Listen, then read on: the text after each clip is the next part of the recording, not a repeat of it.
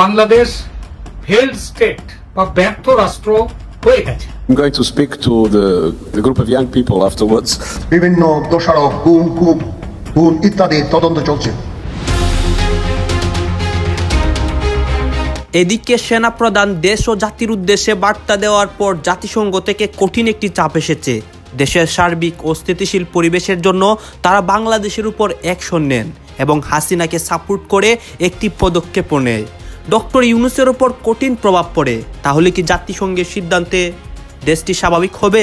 আমার প্রশ্ন সেনাবাহিনী প্রধানের কাছে, যেখানে যে তার সহকর্মীদের সহযোদ্ধাদের তিনি রক্ষা করবেন, তিনি কি ভূমিকা পালন করবেন? আমি নিশ্চিত শেখ হাসিনা বিভিন্ন সংগঠনের সাথে কথা বলেন, নেতাদের সাথে কথা বলেন, অডিও বার্তা পাঠান, নিশ্চয়ই এই কথাটা বলছেন, দেখো আমারে যেভাবে শেষ করছে বা পতন ঘটাইছে, তোমরাও ছড়িয়ে পড়ো, মেটিকুলাসলি ঢুকে যাও তাদের দুর্গের মধ্যে, তারপর গিয়ে কোন এক 5ই আগস্ট ঘটনা ঘটাই দিবা।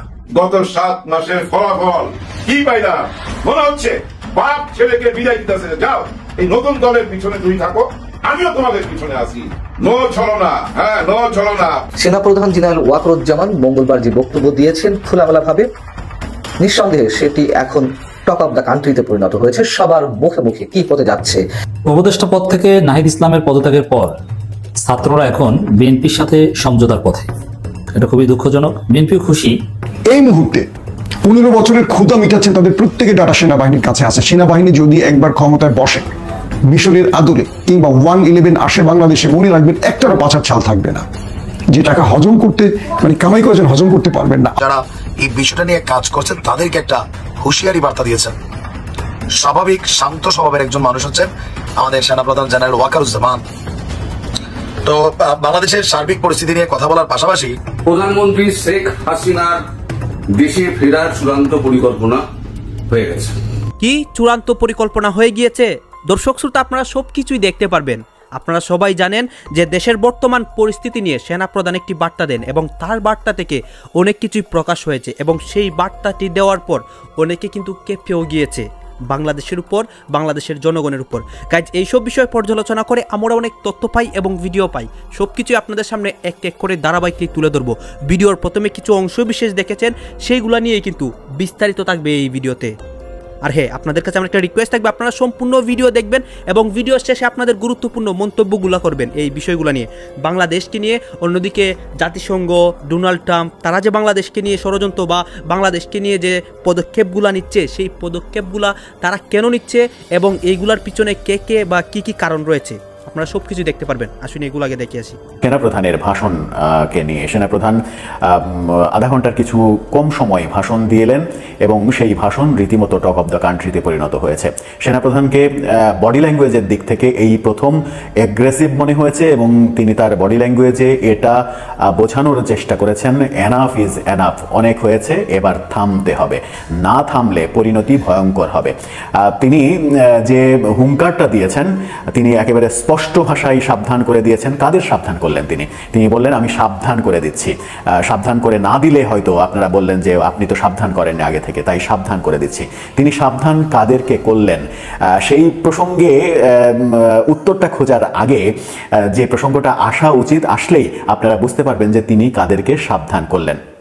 আইন শৃঙ্খলার পরিস্থিতি নিয়ে তিনি খুবই গুরুত্বপূর্ণ একটা কথা বলেছেন, যে কথার বিশ্লেষণে আমরা যদি যাই, তিনি কি বলেছেন? তিনি বলেছেন যে আইন শৃঙ্খলা পরিস্থিতি খারাপ হওয়ার বেশ কিছু কারণ রয়েছে। সেই কারণগুলোর মধ্যে তিনি প্রধান কারণ হিসেবে যেটাকে বলার চেষ্টা করেছেন সেটা হচ্ছে সারা দেশে যে মব ভায়োলেন্স চলছে, ছাত্র সমন্বয়কের ব্যানারে যে মব তৈরি হচ্ছে, আক্রমণ, ধ্বংসাত্মক কর্মকাণ্ড, বুলডোজার কাণ্ড, বাড়িঘরে আগুন দেয়া, বাড়িঘর গুড়িয়ে দেয়া, এই যে কর্মকাণ্ড চলছে সেটাই মূলত বর্তমান আইন শৃঙ্খলা পরিস্থিতি খারাপ হওয়ার মূল কারণ হিসেবে তিনি দেখেছেন এবং তিনি এর সঙ্গে যুক্ত করেছেন সেটা হচ্ছে যে এই মব ভায়োলেন্সের কারণে, নিজেরা নিজেদের মধ্যে হানাহানির কারণে, হানাহানি সংঘাত, এই সংঘাতের কারণে যারা টেরোরিস্ট তারা সুযোগ পেয়ে যাচ্ছে। তারা মনে করছে কি যে এই সুযোগে আমরা যদি কিছু আকাম কুকাম করিও তাও আমরা রক্ষা পেয়ে যাব, যেহেতু ওরা রক্ষা পাচ্ছে। অর্থাৎ মব করে যারা রক্ষা পাচ্ছে তাদের কারণে দেশে আইন শৃঙ্খলা পরিস্থিতি এতটা নিচে নেমেছে। এই কথা সেনাপ্রধান যখন বোঝান তখন সরকারের বোধহয় টনক নড়ার কথা। এবং সেনাপ্রধান সাবধান করার প্রসঙ্গ যদি আসি, তাহলে তিনি স্পষ্টভাবে দুই পক্ষকে সাবধান করেছেন। এক, ছাত্র সমন্বয়কদের তিনি সাবধান করেছেন স্পষ্ট ভাষায়, যদি তারা না থামে তাহলে তাদের বিরুদ্ধে অ্যাকশনে যাবে সেনাবাহিনী। আর একটা জায়গায় সাবধান করেছেন, তিনি সরাসরি সরকারকে সাবধান করেছেন। এবং এখানে খুবই গুরুত্বপূর্ণ, আপনারা যারা তার ভাষণটা শুনেছেন, খুবই গুরুত্বপূর্ণ একটা পয়েন্ট যেটা হচ্ছে যে তিনি তার ভাষণে দুইবার প্রধান উপদেষ্টার প্রসঙ্গে কথা বলেছেন এবং দুইবারই তিনি মাননীয় প্রধান উপদেষ্টা এই শব্দগুলো ব্যবহার করেননি। তিনি বলেছেন ডক্টর ইউনূসের সঙ্গে আমার কথা হয়েছে, ডক্টর ইউনূস আমার সঙ্গে একমত হয়েছে। দুইবার দুই প্রসঙ্গে তিনি এই কথা বলেছেন। ডক্টর ইউনূসের সঙ্গে কি কথা হয়েছে, তিনি সম্বোধন করলেন একজন সেনাপ্রধানের, কিন্তু রাষ্ট্রের প্রধানমন্ত্রী কিংবা প্রধান উপদেষ্টাকে সম্বোধন করার কথা মাননীয় প্রধানমন্ত্রী কিংবা মাননীয় প্রধান উপদেষ্টা এভাবে, এর বাইরে কোনো সম্বোধন করার কথা নয়। তিনি সেটা সম্বোধন করেননি। খুবই গুরুত্বপূর্ণ একটা পয়েন্ট, তিনি সেটা সম্বোধন করেননি, সরাসরি নাম ধরে সম্বোধন করেছেন। বলেছেন ডক্টর ইউনূসের সঙ্গে আমি কথা বলেছি, আমার কথা হয়েছে, তিনি নির্বাচন ব্যাপারে আমার সঙ্গে একমত হয়েছেন। এবং তিনি আরেকবার বলেছেন প্রফেসর ইউনূসের সঙ্গে আমার কথা হয়েছে। এই যে দুইবার প্রফেসর ইউনূস, ডক্টর ইউনূস এই কথাগুলো তিনি বললেন, এটাতে স্পষ্ট হয়ে যায় যে প্রধান উপদেষ্টার সঙ্গে সেনাবাহিনীর একটা বড় ফাটল তৈরি হয়েছে, যে ফাটলে সেনাবাহিনী রীতিমতো বিরক্ত, ত্যক্ত বিরক্ত হওয়ার অন্যতম আরেকটা বড় কারণ যেটা, সেটা হচ্ছে যে বিডিআর বিদ্রোহের ফলে যে সকল বিডিআর জওয়ান যারা অপরাধী, যারা গত 15 বছর ধরে জেলে রয়েছে, 2009 সালের 25 ফেব্রুয়ারি, গতকালকে যে 25 ফেব্রুয়ারি উপলক্ষে সেনানিবাসে অনুষ্ঠান, সেই অনুষ্ঠানেই কিন্তু তিনি ভাষণটা দিয়েছেন। ওই বিডিআর বিদ্রোহের দিনটিকে স্মরণ করেই তিনি কথা বলেছেন এবং তিনি যারা অপরাধী, যারা জেলে রয়েছে তাদেরকে মুক্ত করা কিংবা তাদের বিষয়ে তাদের পক্ষে কথা বলা, তাদের পক্ষে কথা বলে তাদের দোষকে, তাদের অপরাধকে ধামাচাপা দিয়ে রাজনৈতিক ব্যাপারে রাজনৈতিক নেতাদের দোষ দেয়া, এই যে ব্যাপারগুলো চলছে ছাত্র সমন্বয়ক সহ সরকারের পক্ষ থেকে যে এই ব্যাপারগুলো চলছে, এই ব্যাপারে সরাসরি তিনি ফুল স্টপ টানতে বলেছেন সেনা সদস্যদের 57 জন সেনা অফিসারকে যেভাবে মারা হয়েছে বিডিআর বিদ্রোহে, সেটা আমরা জানি এবং এই ব্যাপারে কোনো কথা বিষয়ে একেবারে ফুল স্টপ দিতে হবে।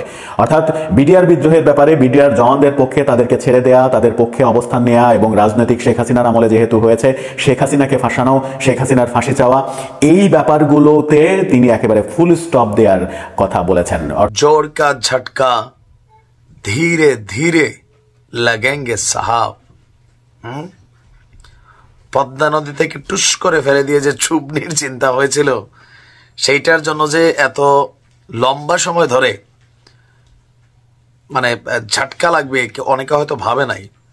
তবে একটা সতর্কবার্তা আমরা দিয়ে দিচ্ছি, আস্তে আস্তে পুলিশের প্রত্যেকটা সদস্য যারা বিভিন্ন ক্রাইমে জড়িত ছিলেন অথবা নির্বাচনকে কেন্দ্র করে আওয়ামী লীগ সরকারের মাঠ পর্যায়ে ভূমিকা রেখেছেন, তাদের বিরুদ্ধে কিন্তু ডক্টর ইউনূসের সাইক্লোন শুরু হয়ে গেছে। প্রথম ধাপে আমরা দেখেছি পুলিশের আইজিপি, তারপর দেখেছি এসপি, আজকে আরো 82 জনের তালিকা আমাদের সামনে। 82 জন কারা? আমি চিন্তা করতেছি যে আমাদের যে ওসিরা মাঠ পর্যায়ে ছিল, ওনারা কোন ধরনের ঝামেলায় পড়বেন। দর্শক, একটা তালিকা তো হয়েছে সরকারের পক্ষ থেকে, আর ওই তালিকাটা আস্তে আস্তে প্রকাশিত হচ্ছে। 2018 সালে রাতের ভোটের যে নির্বাচন ছিল, সেই নির্বাচনের দায়িত্ব পালন করা যে কর্মকর্তারা আছেন, ডিসি, এসপি বা আরো যারা ঊর্ধ্বতন লেভেলে ছিলেন, আস্তে আস্তে কিন্তু একে একে পানিশেবল হচ্ছে। এবারের তালিকায় আপনার আসছে যে পুলিশের 82 কর্মকর্তা, তারা আজকে ওএসডি হয়েছে। স্বরাষ্ট্র মন্ত্রণালয় এক আদেশে এই সিদ্ধান্ত নিয়েছে। তাদের মধ্যে অতিরিক্ত আইজিপি আব্দুল আলিম মাহমুদ এবং 13 জন উপপরিদর্শক, উপমহাপরিদর্শক মানে ডিআইজি, 49 জন অতিরিক্ত ডিআইজি এবং 19 জন পুলিশ সুপার যারা আছেন, তারা আজকে ওএসডি হয়ে গেছেন। আর স্বরাষ্ট্র মন্ত্রণালয় থেকে 3টি পৃথক আদেশ জারি করা হয়েছে। আদেশে ওএসডির কারণ সম্পর্কে আনুষ্ঠানিকভাবে কিছু জানানো হয়নি। আর সবাই 2018 সালের সেই নির্বাচনে দায়িত্ব পালন করেছেন। তো আমার মনে হয় যে পুলিশের মধ্যে যে সংস্কার চলমান, অথবা বর্তমানে দেশের বিভিন্ন জায়গায় আইন শৃঙ্খলার যে চরম অবনতি, পুলিশ ঠিকমতো কাজ করছে না অথবা পুলিশ ভূমিকা পালন করছে না, এমনটা কিন্তু সরকারের মনে হচ্ছে। কারণ বাবা হচ্ছে যে এই দায়িত্বগুলোতে যারা ছিলেন সবাই আওয়ামী লীগ ব্যাকগ্রাউন্ড অথবা লেয়াজু মেনটেন ছিল। তো এরকম বিভিন্ন কারণে আস্তে আস্তে পুলিশের একদম ওসি এসআই লেভেল পর্যন্ত সম্ভবত যারা বিভিন্ন ইস্যুতে ছিল তারা আস্তে আস্তে চাকরি হারাবে।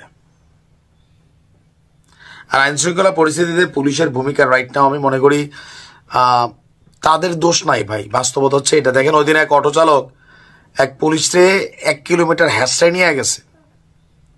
কালকে দেখলাম এক হুন্ডাওয়ালা উল্টা ঢুকছে, সার্জেন্ট মামলা দিছে, তারে ওই আর্মির মেজরের ভয় দেখাচ্ছে, সে মারতেছে। পুলিশ মানসিকভাবে কিন্তু প্যানিক। তো সেই জায়গায় যে মব জাস্টিসের যুগ চলতেছে, আসামি ধরতে গেলে পাবলিক পিটাচ্ছে, তো সেখানে পুলিশ খুব ফাংশন করবে এটা ভাবার কোনো কারণ নেই। সমস্যা হয়তো তারা থাকতে পারে, জানি না। তবে ইউনূস সরকার তার সাইক্লোন, আমি নিশ্চিত শেখ হাসিনা বিভিন্ন সংগঠনের সাথে কথা বলেন, নেতাদের সাথে কথা বলেন, অডিও বার্তা পাঠান, নিশ্চয়ই এই কথাটা বলছেন যে দেখো আমারে যেভাবে শেষ করছে বা পতন ঘটাইছে, তোমরাও ছড়িয়ে পড়ো মেটিকুলাসলি, ঢুকে যাও তাদের দুর্গের মধ্যে, তারপর গিয়ে কোন এক 5ই আগস্ট ঘটনা ঘটাই দিবা। আসলে একটা গান শুনে, বাবা তোমার দরবারে সব পাগলের খেলা। আসলে পাগলের খেলাই চলছে মাইরি। মানে যে কৌশলে আওয়ামী লীগকে ঘায়েল করেছিল জামাত ইসলাম প্লাস হচ্ছে শিবির অথবা ধরেন সমন্বয়করা যারা বিভিন্ন দলের সাথে কানেক্টেড, তো একই খেলা এখন ছাত্রলীগ, যুবলীগ, আওয়ামী লীগ শুরু করেছে। অনেকটা কাটা দিয়ে কাটা তোলার মতন। আমাদের কুমিল্লার ভাষায় বলে দেখলাম কার থেকে, তোমার থেকে, শিখলাম কার থেকে, তোমার থেকেই। ঘটনার প্রেক্ষাপট এই যে এই মুহূর্তে সারা বাংলাদেশে সবচেয়ে শক্তিশালী সংগঠনটার নাম কি? বৈষম্য বিরোধী ছাত্র পরিষদ, বা যেই সংগঠনটা আছে এই মুহূর্তে জাতীয় নাগরিক কমিটি বা আমাদের উপদেষ্টা যারা আছেন, এইটা হচ্ছে তাদের মেইন গোড়া। সেই গোড়ার মধ্যেই মেটিকুলাসলি ঢুকে পড়েছে ছাত্রলীগ। মজার বিষয় দেখেন, পটুয়াখালীর মহিপুর থানার একসময়ের জয় বাংলা ক্লাবের সভাপতি এবং বঙ্গবন্ধু স্মৃতি সংসদ ও বঙ্গবন্ধু স্মৃতি পাঠাগারের কলাপাড়া উপজেলা শাখার সাধারণ সম্পাদক মোহাম্মদ রাকিব মুসল্লি এই মুহূর্তে সাভার উপজেলা বৈষম্য বিরোধী ছাত্র আন্দোলনের যুগ্ম আহ্বায়ক পদ পেয়েছেন। আর এ নিয়ে যে কমিটি ঘোষিত হয়েছে, এই কমিটি নিয়ে অলরেডি বাতিল করার জন্য আবেদন আসছে, সংবাদ সম্মেলন হয়ে গেছে, অনেকে সেই কমিটি থেকে পদত্যাগ করছেন। অনেকে বলছেন যে ভাই এটা কেমনে হইল, বৈষম্য বিরোধীদের কমিটিতে ছাত্রলীগ, যুবলীগ এরা কিভাবে জায়গা পাইল। তবে আমি একটা জিনিস বুঝি না, যে ধরেন আগস্টে যখন আন্দোলন চলছিল, জুলাই আগস্টে ছাত্রলীগের অনেক ছেলেরা কিন্তু পদত্যাগ করছিলেন, দেখছেন না? এর মধ্যে কিন্তু সার্জিসও একজন পদত্যাগ করছে কিনা জানি না, হাসনাত, এরা কিন্তু একসময় ছাত্রলীগ ছিল। তো তারা যদি পরিবর্তন হইয়া একটা দলের, একটা রাজনৈতিক দলের প্রধান হতে পারে, তাহলে এই ছেলেটা সেও তো ওই সময় পদত্যাগ করুক না করুক, হয়তো মনে মনে আওয়ামী লীগের প্রতি তার ঘৃণা জন্মাইছিল, বৈষম্য বিরোধী ছাত্র আন্দোলনে ভূমিকা রাখছিল। এখন তার এক্স রাজনৈতিক পরিচয় নিয়ে সে একটা ভালো জায়গা পাইছে, এটাতে ভাই তোমাদের জলে কেন? বলতেছে না, কালসাপরে বিশ্বাস করা যায়, আওয়ামী লীগরে বিশ্বাস করা যায় না, ছাত্রলীগরে করা যায় না, তো সার্জিস্টে করছেন না? এই ছেলেটার একটু চান্স দিয়ে দেখেন, হয়তো মনে মনে সে অনেক পরিবর্তন হয়েছে। আবার অনেক জায়গায় আমরা দেখেছি যে এই আন্দোলনের সময় পোলাপাইন কিন্তু পরিবর্তন হয়েছিল। আচ্ছা, এখন তার বিরুদ্ধে আরেকটু অভিযোগ হচ্ছে যে পটুয়াখালী 4 আসনের সাবেক সংসদ সদস্য এবং প্রতিমন্ত্রী অধ্যক্ষ মহিবুর রহমান এবং তার স্ত্রী কলাপাড়া উপজেলা আওয়ামী লীগের আহ্বায়ক ফাতেমা আক্তার রেখার ঘনিষ্ঠ ছিলেন রাকিব মুসল্লি। তো সার্জিসের একটা ভিডিওতে আমরা দেখছি সাদ্দামের কাছে গিয়া আন্দোলনের সময় কিভাবে বক্তব্য দিছে, বঙ্গবন্ধু নিয়ে কিভাবে বক্তব্য দিছে, বিভিন্ন রাজনৈতিক নেতাদের সাথে তার কতটা সৌহার্দ্যপূর্ণ সম্পর্ক ছিল কিনা। তো এই ছেলেটা থাকলে কি হয়েছে, মনে মনে সে বদলাই গেছে না, বাঙালি এটা মানতে নারাজ। এখন বলা হচ্ছে যে আপনার তার বাবা কুয়াকাটা পৌর কৃষক লীগের সাবেক সভাপতি, মানে বোঝানো হচ্ছে যে টোটাল ছেলেটা আগাগোড়া ফুল আওয়ামী লীগ ফ্যামিলি। এখানেই শেষ না, তার নামে আরো আছে পোলাপড় ব্লুটুথ একটা সংগঠন সে বানাইছে যে সমাজসেবা সংগঠন। তো এই সংগঠনের আড়ে চাঁদাবাজি করত, ব্যবসায়ী সাধারণ মানুষকে জোর করে এখানে টাকা দিতে বাধ্য করত। এছাড়া বিএনপি জামাতিদের মিথ্যা মামলায় জড়িয়ে হয়রানিও করতেন রাকিব। তো কিভাবে সে এখন এত বড় একটা পদ বাগায় নিতে পারে, এটা নাকি ভুল তথ্য কে জানে, বাট সেই ঘটনা ঘটাই দিছে মেটিকুলাসলি। প্রধানমন্ত্রী শেখ হাসিনার দেশে ফেরার চূড়ান্ত পরিকল্পনা হয়ে গেছে। তিনি মার্চ মাসেই ফিরবেন, তবে ডেট আর সময় এখনো ঠিক হয়নি। আমি আপনাদের আশ্বস্ত করছি তিনি মার্চেই ফিরবেন। আমি গত 7 মাস 8 মাস ধরে বলে যাচ্ছি এই একই ডেট, একই মানে মাস, ডেট নয়, একই মাস, একই সালে একই মাস। এখন এই যে পরিকল্পনা যেটা হয়েছে সেটা হয়েছে 23 তারিখ রাতে, মানে রবিবার দিন রাতে। আমি খবরটা আমার কানে এসেছিল, আমি 2 দিন ধরে এই খবরের পেছনে ঘুরু করছিলাম, কিন্তু খবরের আমি ভেতরের অংশটুকু কিছু জানতে পারিনি। শুধু এটা শুনেছিলাম যে প্রধানমন্ত্রীর সঙ্গে ডক্টর জয়শঙ্কর এবং অজিত দোভাল একটি মিটিং করেছেন। এখন এরকম মিটিং প্রচুর হয়, আমি বলবো না এই মিটিংটা শুধু বাংলাদেশকে নিয়েই হয় বা হয়েছে, এরা মিটিং প্রচুর হয়। সেরকম গভীর রাতে মিটিং করে এখন অনেক সিদ্ধান্ত নেওয়া হয়। অন্যান্য দেশের ক্ষেত্রে অন্যান্য ব্যবসা পত্র, হ্যান ত্যান, ইন্টারন্যাশনাল রিলেশন নিয়ে এই সমস্ত হয়। তার মধ্যে এই বাংলাদেশ প্রসঙ্গ আছে কিনা এটা আমি খবরটা পাচ্ছিলাম না, যার জন্য আমি গত 2 দিন ধরে এই খবরের পেছনে লেগেছিলাম। এবং গতকাল রাত পর্যন্ত যে খবর আমার কাছে এসে পৌঁছেছে তাতে এটা আমার কাছে পরিষ্কার হয়েছে যে উনি মার্চ মাসে ফিরছেন, 26 তারিখের আগেই ফিরছেন। শুধু ডেটটা এখনো ঠিক হয়নি। হঠাৎ এই প্ল্যানটা হলো কি করে? ওমান থেকে ডক্টর জয়শঙ্কর ফিরে এলেন। ফিরে আসার আগে বাংলাদেশের বিদেশ উপদেষ্টা যিনি আছেন তৌহিদ হোসেন, তার সঙ্গে সাইডলাইন একটা বৈঠক করলেন।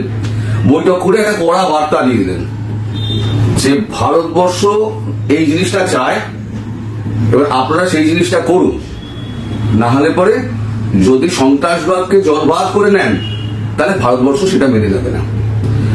আর বাংলাদেশ ভারতবর্ষের সঙ্গে কি সম্পর্ক চায় সেই সম্পর্ক আপনাদের ঠিক করে নিতে হবে। সেই সিদ্ধান্ত আপনারা ঠিক করুন, ভারতের সঙ্গে কি সম্পর্ক আপনারা চান। তখন কিন্তু তৌহিদ হোসেন কিন্তু একেবারে ভিজে বিড়ালের মতো বসেছিলেন, তিনি কোনো কথা বলেননি। হ্যাঁ হুম করে বেরিয়ে গেছেন। যখন বাইরে বেরিয়েছেন তখন সবাই যখন জিজ্ঞেস করে তিনি বলছেন অল ইজ ওকে, মানে সব ঠিক আছে, আর কোনো কথা নেই। দেশে ফিরে তিনি এবার বলছেন যে ভারতবর্ষকে ঠিক করতে হবে বাংলাদেশের সঙ্গে তারা কি রিলেশন চায়।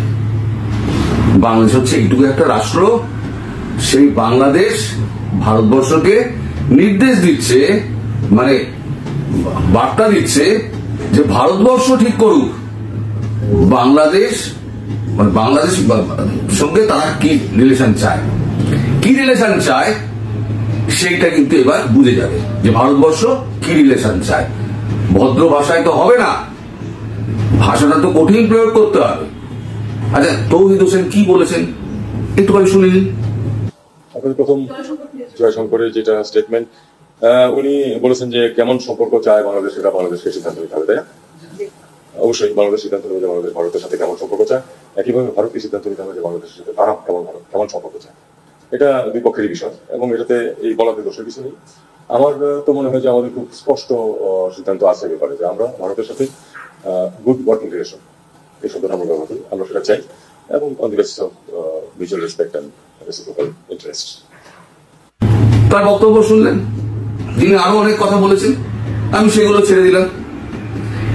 এর মধ্যে হলো কি অজিত দোভাল তিনি সমস্ত বর্ডার লাইনগুলো তিনি ট্রাভেল করলেন, লজিস্টিক ঠিক আছে কিনা, সমস্ত মানে আমাদের তৈরি মানে জিনিসগুলো সব ঠিকঠাক তৈরি আছে কিনা, অস্ত্রশস্ত্র পৌঁছেছে কিনা, আর খাবারের যোগান সব ঠিক আছে কিনা, সমস্ত দেখার পর সব কমপ্লিট হয়ে যাওয়ার পর ওদিকে মেসেজটা পৌঁছে দিলেন, একদম লাস্ট ওয়ার্নিং পৌঁছে দিয়েছেন জয়শঙ্কর। এদিকে সমস্ত ভেতরের পরিকল্পনা অজিত দোভাল করে নিয়েছেন, করে নিয়ে গিয়ে রবিবার দিন রাত্রিবেলা প্রধানমন্ত্রীর সঙ্গে বসে সেখানে সমস্ত কিছু তাকে ব্রিফ করেছেন। প্রধানমন্ত্রী কি বলেছেন আমি জানি না, কারণ প্রধানমন্ত্রী চাইছেন খুব শিগগিরই ব্যাপারটা সমাধান হোক। কারণ শেখ হাসিনা আগের ভিডিওতেই বলেছি, প্রধানমন্ত্রী শেখ হাসিনা তিনি দেশে ফেরার জন্য উদ্গ্রীব হয়ে রয়েছেন। তিনি দোভালজিকে মানে উত্তপ্ত করে দিচ্ছেন ফোন করে যে আমি কবে ফিরবো, আমি সামনের মাসে ফিরবো, সামনের প্রথম সপ্তাহে ফিরবো, নইলে দ্বিতীয় সপ্তাহে ফিরবো। একবার তো বলেছিলেন আমি এখনই ফিরবো, এই মাসের 30 তারিখেই ফিরবো। দোভালজি বলেছিলেন না এখনো সম্ভব নয়, আপনাকে এই যুদ্ধক্ষেত্রে তো বসিয়ে দিয়ে আসতে পারি না, আপনাকে সময় মতো আমরা ঠিক বসিয়ে দিয়ে আসবো, তার জন্য আপনাকে একটু অপেক্ষা করতে হবে। এখন এই খবরটা আমাদের মোদীজির কাছেও পৌঁছেছে, মোদীজিও চাইছেন এই ব্যাপারটা একটা সমাধান হোক। গতকালকে সম্ভবত ট্রাম্পের সঙ্গে মোদীজির একটা কথাবার্তা হয়েছে, খুব সম্ভবত, আমি কিন্তু কোনো গ্যারান্টি দিচ্ছি না, খুব সম্ভবত একটা কথাবার্তা হয়েছে। এই কথাটা আমার কানে এসেছে, কিন্তু আমি কোনো কনফার্মেশন পাইনি। যাই হোক, সেটা ম্যাটার করে না, কারণ ট্রাম্প আগেই বলে দিয়েছেন যা কিছু করার ভারতবর্ষ করবে। এখন এখানে আছে পাকিস্তান আছে, এবং পাকিস্তান এখানে একটা রোল প্লে করার চেষ্টা করছে। আমি বলেছিলাম পাকিস্তানের মাথায় খুব শিগগিরই একটা ডান্ডা মারবে। আজকে ডোনাল্ড ট্রাম্প তিনি একটা টুইট করেছেন, কাল আজকে ভোর রাতে টুইট করেছেন। এই টুইটে উনি বলেছেন যে পাকিস্তানকে যে F-16 দেওয়া হয়েছিল, সেই F-16 কিন্তু ভারতের বিরুদ্ধে ব্যবহার করা যাবে না। নিজেদের দেশে সন্ত্রাসবাদ যেটা আছে তার জন্য ব্যবহার করো, কিন্তু ভারতবর্ষের দিকে কিন্তু সন্ত্রাসবাদের জন্য ভারতবর্ষের দিকে কিন্তু একদম ব্যবহার করতে যাও না, তাহলে কিন্তু তোমরা এগ্রিমেন্টকে উপেক্ষা করবে। ফলে একটা বার্তা কিন্তু পাকিস্তানের কাছে চলে গেল যে বাংলাদেশ নিয়ে ভারত যখন কিছু করবে, পাকিস্তান যেন ভারতের বায়ু সীমা যেন অতিক্রম না করে। যদি অতিক্রম করে তাহলে পরে ভারত কিন্তু ওদিকেও রিটালিয়েট করবে। তার জন্য কিন্তু ভারতবর্ষ ওখানেও কিন্তু একদম যথাসম্ভব সৈন্য রেখে দিয়েছে এবং সমস্ত লজিস্টিক ওখানে তৈরি করে রেখে দিয়েছে। বাংলাদেশ ফেইল্ড স্টেট বা ব্যর্থ রাষ্ট্র হয়ে গেছে। এখন বাংলাদেশ সত্যি ব্যর্থ রাষ্ট্র হয়েছে কিনা এইটা নিয়ে বলতে গেলে বাংলাদেশের অনেকেই আপত্তি করবেন, আমরা এখনো বাংলাদেশ আমরা রাষ্ট্র আছে। অনেকে আবার টিভিতে কিংবা নানা জায়গাতে সোশ্যাল মিডিয়াতে তারা বলতে শুরু করেছেন কিংবা আপত্তি জানাচ্ছেন যে বাংলাদেশ ফেইল্ড স্টেট নয়, বাংলাদেশ যথেষ্ট ভালো আছে। এখন এই ফেইল্ড স্টেট কথাটা পৃথিবীর বিভিন্ন দেশ সম্পর্কে শোনা যায়, যাদের সম্পর্কে শোনা যায় তারাও কিন্তু এইভাবেই আপত্তি জানান যে আমরা ফেইল্ড স্টেট নই। যেমন ধরুন আফ্রিকায় রোয়ান্ডা আছে, কঙ্গো, চাঁদ, Haiti, south Sudan, Libya, Somalia, এরা ফেইল্ড স্টেট হিসেবে এদের পরিচিতি হয়েছে। এশিয়ায় রয়েছে মিয়ানমার, ইরাক, সিরিয়া ইত্যাদি দেশের নাম উঠে এসছে এই ফেইল্ড স্টেটের তালিকায়, এবং অতি সম্প্রতি এখানে উঠছে বাংলাদেশের নাম। কোন কোন বিশেষজ্ঞের মতে বাংলাদেশ, যেমন একটু আগে বললাম, ব্যর্থ রাষ্ট্র হয়নি এখনো তাদের সিমটম দেখা গেছে, কিন্তু ব্যর্থ রাষ্ট্র তারা হয়নি। আবার কেউ কেউ বলছেন যে হয়ে গেছে ব্যর্থ রাষ্ট্র, একটু আধটু কম থাকলেও সেটাও হয়ে যাবে। কিন্তু আমার তো মনে হয় বাংলাদেশ ইতিমধ্যেই কম নেই, পুরোপুরি ব্যর্থ রাষ্ট্র হয়ে গেছে। বিশেষজ্ঞদের মতামতকে দূরে সরিয়ে রেখে আচ্ছা আমরা নিজেরা যদি এই বিষয়টি নিয়ে আমাদের অভিজ্ঞতার আলোকে বিচার করতে চাই, তাহলে আগে আমাদের জানতে হবে যে ফেইল্ড স্টেট বা ব্যর্থ রাষ্ট্র বলতে কি বোঝায়, অর্থাৎ কোন বৈশিষ্ট্যগুলো থাকলে একটা রাষ্ট্র ব্যর্থ হয়, আর কোন বৈশিষ্ট্যগুলো আর সেগুলো বা না থাকলে তাকে আমরা ব্যর্থ রাষ্ট্র বলতে পারি না। তো সেই যে বৈশিষ্ট্যগুলোর কথা বলবো এগুলো তো বটেই, তবে একটা কথা মনে রাখতে হবে, এগুলোতেই কিন্তু সীমাবদ্ধ নয় রাষ্ট্রের বৈশিষ্ট্য, এর বাইরেও কিছু থাকে যাকে বলা যায় একটা রাষ্ট্রীয় সৌন্দর্য। যেমন একটি মেয়ের তার চোখ ভালো হলেও কিংবা ধরুন মেয়ে কারো ছেলেই ভাবুন না কেন, আজকে যদি আমাদের ভারতের খুব ভালো অভিনেতাদেরকে দিলীপ কুমারকে যদি ধরি কিংবা আমাদের উত্তম কুমারকে ধরি, তাদেরকে কি বিরাট সুপুরুষ বলা যাবে? তা নয়। কিংবা সুচিত্রা সেন, হয়তো তিনি তো বিশ্বের সৌন্দর্যের বিচারে তিনি যে প্রথম জায়গায় চলে গিয়েছিলেন তা তো নয়, কিন্তু যারা পৃথিবীতে বিশ্ব সুন্দরী হয়েছেন তাদের তুলনায় যদি বলা হয় সুচিত্রা সেনের নাম সেখানে থাকে, তাহলে তাকে বলতে হবে তিনি তার থেকেও বড় সুন্দরী। অর্থাৎ সুন্দরী সবসময় মাপজোকের উপরে থাকে না, তেমনি সৌন্দর্য সবসময় সেই পুরুষের কিংবা নারীর যারই হোক না কেন চেহারা প্রত্যেকটা খুঁটিনাটির উপরে থাকে না, সবকিছু মিলিয়ে একটা সৌন্দর্য তৈরি হয়। তো রাষ্ট্র গঠনেরও তেমনি মূল লক্ষ্য হচ্ছে একটি সৌন্দর্য নির্মাণ করা। এটা না থাকলে সে রাষ্ট্র সফল হয় না।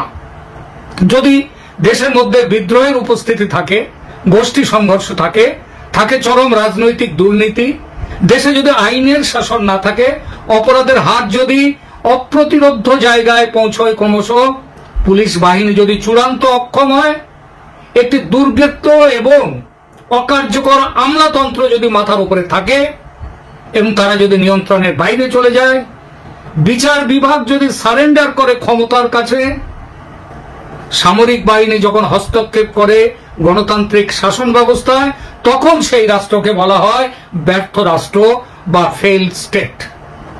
এইসব বৈশিষ্ট্যগুলি বাংলাদেশের ক্ষেত্রে কেমন আছে সেটা দেখি এক এক করে। প্রথমে দেখি দেশের মধ্যে বিদ্রোহের উপস্থিতি। বিদ্রোহ তাকেই বলা হয় যখন প্রচলিত বা বর্তমান শাসন ব্যবস্থার পরিবর্তন চেয়ে সাংবিধানিক ব্যবস্থার ঊর্ধ্বে উঠে কিছু করা হয়। সাংবিধানিক পথে নির্বাচিত শেখ হাসিনাকে সরকারের উৎখাত করে যেভাবে ও যে পথে বাংলাদেশের ক্ষমতা দখল হয়েছে, সেটাকে বিদ্রোহ ছাড়া অন্য কিছু বলা যায় না। বিপ্লব আর বিদ্রোহের মধ্যে পার্থক্য আছে, এটা মনে রাখতে হবে। প্রশ্ন তোলা যায় হাসিনা সরকার ভোট জালিয়াতি করে সরকার দখল করেছিল, সুতরাং সেটা অবৈধ সরকার, সেটা সাংবিধানিক সরকার নয়, এটা বলতে পারে। সুতরাং ওই অসাংবিধানিক হাসিনা সরকারকে উৎখাত করা হয়েছে, বিদ্রোহ বিপ্লব যাই বলুন না কেন তার মাধ্যমে, তাহলে দোষটা হলো কি? আচ্ছা, প্রশ্ন তো তুললেই সেটা তো গ্রাহ্য হয় না। অভিযোগ সঠিক বলে সাব্যস্ত বা প্রমাণিত হলে তবেই সেটা গ্রাহ্য হয়। চালু নিয়মে বাংলাদেশে হাসিনা আমলে শাসন ব্যবস্থা ছিল, হাইকোর্ট ছিল, সুপ্রিম কোর্ট ছিল, সেখানে গিয়ে বিচার চাইলে পাওয়া যেত। যদি বলেন যে না সেখানে পাওয়া যেত না, তাহলে তো এই একই কথা আপনাদের এখানেও বলা যায়, এখানেও বিচার পাওয়া যাচ্ছে না। সুতরাং মুদ্রা কথা হলো যে অভিযোগ সঠিক বলে যতক্ষণ সাব্যস্ত বা প্রমাণিত হচ্ছে না ততক্ষণ সেটা গ্রাহ্য নয়। তেমন কিছু বাংলাদেশে শেখ হাসিনা সরকারের ক্ষেত্রে হয়নি। তাহলে সেটা হচ্ছে সাংবিধানিক সরকার, তাকে গায়ের জোরে উৎখাত করার চেষ্টা, ও সেই চেষ্টায় দেশের সামরিক বাহিনী যখন যোগসাজশ থাকে তার, তখন প্রমাণিত হচ্ছে এটা বিদ্রোহ, বিপ্লব নয়। আবার এই যে নতুন শাসন ব্যবস্থাটা এলো, তারপরে কি বিদ্রোহের পরিস্থিতি শান্ত হয়েছে? এই যে যাকে পাবলিক মাস আপরাইজিং বলে, সেটা কি শান্ত হয়েছে? ঢাকায় তো এই কলেজ সে কলেজ, এই পাড়া সে পাড়া, এ গোষ্ঠী সে গোষ্ঠী দাঙ্গা চলেছে। ওই ছাত্র নামে বৈষম্য বিরোধী নামে একদল ডাকাত, তারা তো যেখানে সেখানে ডাকাতি করতে যাচ্ছে, বলছে ওটা আওয়ামী লীগের বাড়ি। আওয়ামী লীগের বাড়ি হলে সেখানে গিয়ে একটি হামলা করা যায়? তো বিদ্রোহের পরিস্থিতি সুতরাং শান্ত হয়নি। ঢাকা সহ দেশের বিস্তীর্ণ অংশে নিত্য নৈমিত্তিক গোষ্ঠী সংঘর্ষ অব্যাহত, সাধারণ মানুষ এই অবস্থার শিকার। আসি রাজনৈতিক দুর্নীতির প্রসঙ্গে। আর দুর্নীতি মানে কেবল টাকা পয়সার দুর্নীতি হয় না, দুর্নীতি রাজনৈতিক দুর্নীতি হয়। রাজনীতি যখন দুর্নীতির উপরে ভর করে উঠে দাঁড়ায় তখন সেটা রাজনৈতিক দুর্নীতি। বাংলাদেশের বর্তমান শাসন ব্যবস্থাটি এখন দাঁড়িয়ে আছে রাজনৈতিক দুর্নীতির উপর। অবৈধভাবে ক্ষমতা দখল করে জনগণের তাদের রায় না নিয়ে একদল দেশ চালাচ্ছে, ক্ষমতা দখল করে রেখেছে, এটা রাজনৈতিক দুর্নীতি। আইনের শাসনের প্রশ্নে আছে, যেভাবে বিচারের নামে প্রহসন ঘটিয়ে দাগী দুর্বৃত্ত অপরাধী ও সন্ত্রাসীদের জেল থেকে ছাড়া হচ্ছে, যেভাবে ইসকন সন্ন্যাসী চিন্ময় দাস ব্রহ্মচারীকে বিচার পাওয়ার সুযোগ না দিয়ে সরকারি প্রশ্রয়ে, সরকারি পরিকল্পনায় আটকে রাখা হয়েছে, যেভাবে স্বয়ং প্রধান উপদেষ্টা ইউনুস মিয়া নিজের বিরুদ্ধে থাকা দুর্নীতির মামলা প্রত্যাহার করে নিয়েছেন বিচারালয় থেকে, যেভাবে ধানমন্ডির 32 নম্বর বাড়ি ভাঙা হলো, ঐতিহাসিক সব ভাস্কর্য শিল্পকীর্তি ধূলিসাৎ করা হলো, এবং সুরক্ষা বাহিনী আবার দাঁড়িয়ে দাঁড়িয়ে সুরক্ষা দিতে থাকলো সেই দুর্বৃত্তদের। তাতে কি মনে হয় যে দেশে আইনের শাসন বলে কিছু আছে? গাজীপুরের ঘটনায় যেভাবে ডাকাতদের সংরক্ষণ দিতে দেশ জুড়ে ডেভিল হান্ট অপারেশন চালু হলো, সেটা দেখলে আইনের শাসন আছে এ কথা বলা যায়? আপনার যদি সাধারণ বুদ্ধিটুকু থাকে তাহলে বলুন তো দেশে আইনের শাসন আছে? সেটা আছে কিনা বলুন। অপরাধ সংগঠনের দিকে নজর রাখুন। ঢাকায় মেয়েরা হাতে প্ল্যাকার্ড নিয়ে দুদিন আগে প্রতিবাদ করেছে খুন ধর্ষণের বিরুদ্ধে। প্ল্যাকার্ডে লেখা 48 ঘন্টায় 17টি ধর্ষণ আর অগুন্তি ডাকাতি। বাস থামিয়ে 3 ঘন্টা ধরে ডাকাতি হলো, মহিলাদের ধর্ষণ করা হলো, শুনছি তারা আবার হিন্দু মহিলা। কেউ গ্রেপ্তার হলো না। ডাকাতি করতে গিয়ে ধরা পড়লো একদল, দেখা গেল ডাকাত দল। আপনারা তো দেখলেন এখানে কি কথা হচ্ছে। অনেকে কিন্তু অনেক কথা বলতেছে, অনেকে আলোচনা করতেছে, অনেকে সমালোচনা করতেছে। দেশের বর্তমান পরিস্থিতি এবং বর্তমান দেশের যে একটা প্রেক্ষাপট চলতেছে সেইগুলো নিয়ে অনেকেই অনেক কথা বলে। সবাই সবার মন্তব্যগুলো এখানে প্রকাশ করতেছে। দর্শক শ্রোতা, বিশেষ করে বাংলাদেশ সেনাপ্রধান যে গতকাল একটা বক্তব্য দেন, তিনি আমাদের দেশটাকে কীভাবে শান্ত করবেন, তিনি আমাদের দেশের উদ্দেশ্যে আমাদের দেশ কীভাবে আগামীতে সামনে এগিয়ে যাবে সেই সব নিয়ে তিনি তার মন্তব্যগুলো প্রকাশ করেন। এবং তারকে নিয়ে অনেকে কী কথা বলে, অনেকে তার বিপক্ষে গিয়েও কথা বলে। অন্যদিকে দেশের বর্তমান পরিস্থিতি অস্বাভাবিক করার জন্য বা অস্বাভাবিকের লক্ষ্যে অনেকের বক্তব্য প্রকাশ করে। গাইজ, এই বক্তব্যগুলোতে আপনারা কান দিবেন না, এই কথাগুলো আপনারা শুনবেন না যারা কিনা আমাদের দেশের বিপক্ষে গিয়ে কথা বলে। অন্যদিকে আরও অনেক শ্রোতা বা আরও অনেক যারা কিনা রিপোর্টার আছেন তারা তাদের বক্তব্যের মাধ্যমে আমাদের দেশটাকে সামনে এগিয়ে নিয়ে যায় বা আমাদের দেশের বর্তমান আপডেট নিউজগুলো তারা এখানে প্রকাশ করে। তাদেরও কিছু বক্তব্য এখানে দেখিয়েছি। দর্শক শ্রোতা, এতক্ষণ আপনাদেরকে যা কিছু দেখিয়েছি সব কিছু কিন্তু আমরা সোশ্যাল মিডিয়া থেকে সংগ্রহ করেছি। এখানে আমাদের নিজস্ব কোনো মন্তব্য নেই বা নিজস্ব কোনো সিদ্ধান্ত নেই। এইসব দেখে আপনাদের কি মনে হচ্ছে এবং আপনাদের মন্তব্য কি, এটা কিন্তু আপনারা অবশ্যই কমেন্ট বক্সে লিখে যাবেন। এবং আপনাদের কাছে আপনার রিকোয়েস্ট থাকবে আমার চ্যানেলটি সাবস্ক্রাইব করবেন এবং পাশে থাকা বেল আইকনটি অবশ্যই বাজিয়ে যাবেন যাতে করে নেক্সট ভিডিওটা সবার আগে আপনাদের কাছে পৌঁছায়। ধন্যবাদ।